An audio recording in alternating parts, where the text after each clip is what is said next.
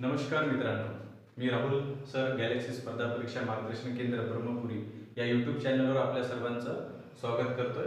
आणि आज आपण SSC MTS मार्फत ज्या जागा निघाल्या त्या जागांविषयी डिस्कस करणार आहोत। जसं तुम्ही बोर्डावर बघू शकता की आपण SSC MTS ला निघालेल्या जागा जे हवालदारसाठी पोस्ट निघाल्या आहेत त्या जवळजवळ 1075 जागा SSC MTS हवालदारासाठी अनाउन्स करण्यात आले आहेत। याचा एज्युकेशन जो दिला आहे तो फक्त 10वी पास तुम्हाला दिलेला आहे, म्हणजे 10वी पास असणारा कोणताही विद्यार्थी तो या जागेसाठी अप्लाय करू शकतो।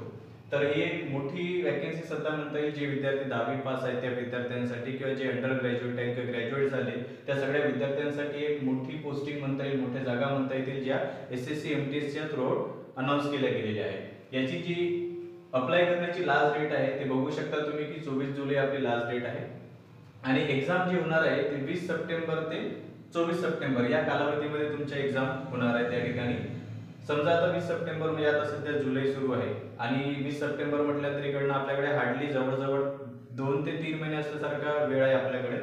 आणि या 2-3 महिन्यामध्ये आपण जर व्यवस्थित प्लॅनिंग केली तर आपल्याकडे ही हवालदाराची पोस्ट किंवा SSC MTS ची पोस्ट आपल्याकडे राहू शकते। जे विद्यार्थी आता जुने आहेत आणि ऑलरेडी प्रिपरेशन करत आहेत त्यांना तर हे कधीही या वेळेमध्ये झालेली एक्झाम परवडणारी आहे, परंतु जो नवीन विद्यार्थी आहे त्या नवीन विद्यार्थ्यांनी जर व्यवस्थित प्लॅनिंग केली तर त्याला सुद्धा एक्झाम व्यवस्थितपणे क्लिअर करता येतील। आणि SSC MTS हवालदारासाठी आपण काही नवीन बॅचेस सुद्धा सुरू करतोय, जे की 7 जुलै पासून आपण इन्स्टिट्यूटला सुरू करतोय ब्रह्मपुरीला। ऑफलाईन बॅचेस त्या सुरू केल्या जातील। तर एक्झाम डेट तुमची 20 सप्टेंबर ते 24 सप्टेंबर राहणार आहे। त्यानंतर फी स्ट्रक्चरचा जर आपण विचार केला तर फी स्ट्रक्चर मेल मेंबरला 100 रुपये आणि फिमेलला फी लागणार नाही, कोणत्याही कॅटेगरीतले असले तरी पण त्यांना फी लागणार नाही।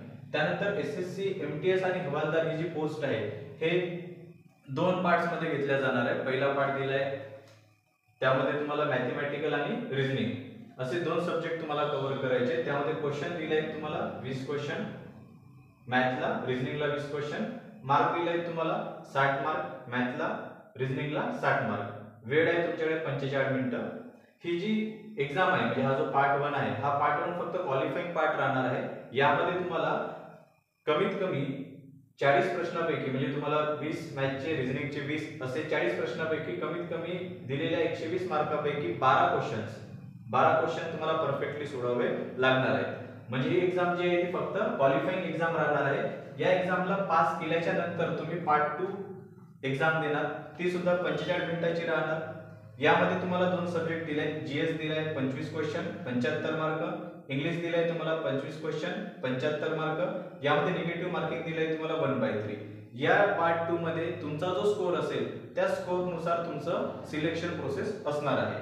तर हे जे पार्ट 1 आहे ही फक्त क्वालिफाइंग टेस्ट राहील। यामध्ये तुम्हाला कमीत कमी 12 प्रश्न व्यवस्थित सोडवायचे आहेत, म्हणजे 30% तुम्हाला क्वालिफाइंग टेस्ट क्लिअर करण्यासाठी दिलेला आहे त्यांनी।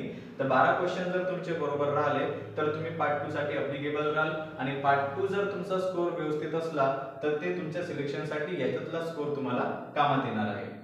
आता याच्यामध्ये बघा एक्झाम सोबतच काय राहणार आहे तर फिजिकल राहणार आहे। फिजिकल म्हटल्यानंतर मेल मेंबरसाठी त्यांनी वॉकिंग दिलाय 1600 मीटर तुम्हाला वॉकिंग करायची आहे, 15 मिनिटाचा टायमिंग दिलाय। हाईट दिली 175.5 सेंटीमीटर आणि चेस्ट दिलाय तुम्हाला 81 सेंटीमीटर। फिमेलचा जर विचार केला तर फिमेलला फिजिकल मध्ये 1 किलोमीटर धावायचं आहे 20 मिनिटांमध्ये, वॉकिंग करायची 1 किलोमीटर 20 मिनिटांमध्ये। हाईट दिली आहे तुम्हाला 152 सेंटीमीटर आणि वेट दिलाय तुम्हाला 48 kg। म्हणजे फिजिकल साठी लागणारी ही गोष्ट आहे। यामध्ये वॉकिंग दिली आहे, रनिंग राहत नाही, कारण जे आपण हवालदाराची पोस्ट पाहतो हे जसं इन्कम टॅक्स डिपार्टमेंट वगैरे त्यांच्या सोबत जे हवालदार असतात ती पोस्टिंग असते, त्याच्यामुळे यांना धावण्याची गरज राहत नाही। त्यामुळे आपल्याला जे आपण रेड वगैरे टाकतो कुठे तर त्यावेळेला आपल्याला कॅरी करत असताना वॉकिंग तुम्हाला महत्त्वाची राहते, त्यांच्यासोबत त्यांच्या सहवासानुसार तुम्हाला चालत जावं लागतो। त्यामुळे वॉकिंग या ठिकाणी या डिपार्टमेंटला राहते। तर अशा पद्धतीने संपूर्ण माहिती तुम्हाला या ठिकाणी मी प्रोव्हाइड केलेली आहे। आणि SSC MTS आणि हवालदार याच्या अनुषंगाने आपण नवीन बॅच सुद्धा सुरू करतोय। त्याचं फी स्ट्रक्चर फक्त आपण 1100 रुपये घेतोय। ती बॅच पुढचं एक्झाम होतपर्यंत तुमची एक्झाम होतपर्यंत कंटिन्यू राहणार आहे।